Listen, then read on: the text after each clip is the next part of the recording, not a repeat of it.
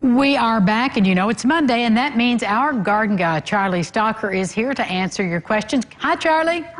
Good morning. You know, Angie, I've got to tell you, after the show that you've produced so far today, I feel like I either have to play my harmonica or bring my dog Lily along.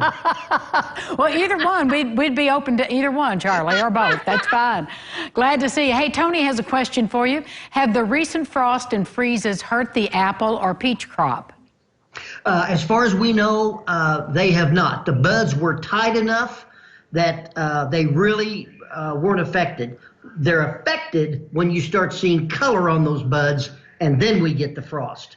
But I will check with the people out at Engelbrecht's and find out if there was any damage. But I don't think we had any. That's good news. Well, John wants to know, what do I do after I roll my yard, and how long do I wait after rolling? It depends on the wetness of the ground. Give him some guidance there. Well, in terms of why do you roll to begin with? You roll simply to take away, if you can, the undulations in the lawn. Or if you have a mold problem and you just want to get that measured down, if you will, before you mow, those would be the reasons why possibly you roll your lawn. You can do anything you want after you roll your lawn. If it means, like you've just seeded, you can roll your lawn and then mow it, or put down a weed pre-emergent, or put down broadleaf weed control. But ask yourself the question, why am I rolling?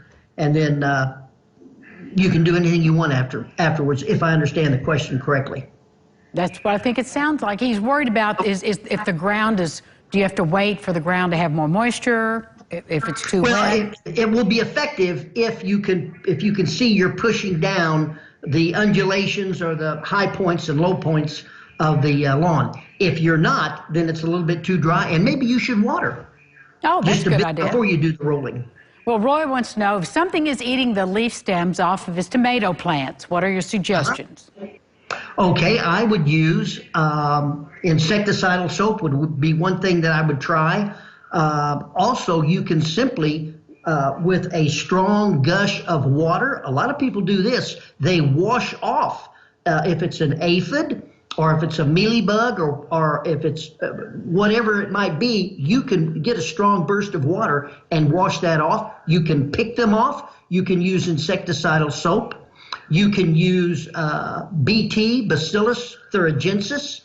Any of those are natural controls for bugs eating on your tomato plant. All right, Charlie, we'll be back with you in just a minute, right after this message.